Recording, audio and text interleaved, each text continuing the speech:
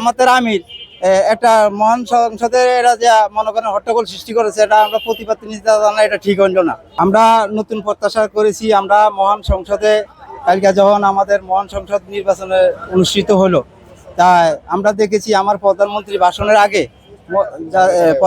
ভাষণের আগে যে এই যে হট্টগোল সৃষ্টি করছে, এটা জামাতের যে আমির, এই আমিরে যদি অনি প্রধানমন্ত্রী হইতো তাহলে কোনো হট্টগোল সৃষ্টি হইতো না এই বাংলাদেশে।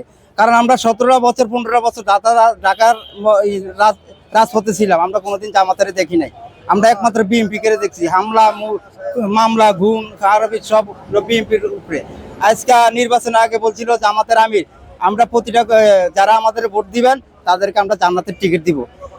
আচ্ছা, আমার প্রধানমন্ত্রী ভারপ্রাপ্ত তারেক রহমান বলেছিলেন আমার ভোট আমি দিব, যাকে মন তাকে দিব, যাকে খুশি তাকে দিব, আমি সবাইকে ফ্যামিলি কার্ড দিব। সেই আমার প্রধানমন্ত্রী ভারপ্রাপ্ত তারেক রহমানের ঠিকই ওনার কার্যকর ঠিক মতন করেছেন।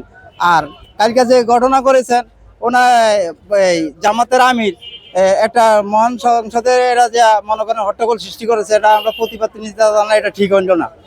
এটা আমরা জনগণের থেকে প্রতিবাদ নিতে জানাতে।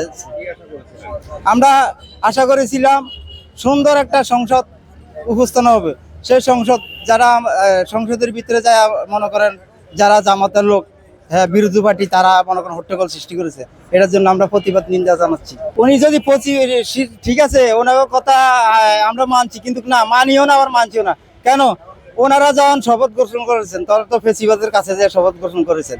আর উনি যে কোনো সরকারের রাষ্ট্রপতি হোক না কেন, সে একজন রাষ্ট্রপতি, সেই বাংলাদেশের রাষ্ট্রপতির উপরে কেউ নাই। উনি রাষ্ট্রপতি, উনি গুণ্যবান, ওনার এই ধরনের কথাবার্তা ওনার মুখে শোভা পায় না। কারণ উনি যখন শপথ করেছেন তখন তো ওনার কাছে করেছেন, তাহলে এটা আবার ফেসিবাদ হলো কেমনি আপনারা বলেন। তাই আমরা প্রতিবাদ জানাচ্ছি, এটা ঠিকও নেই।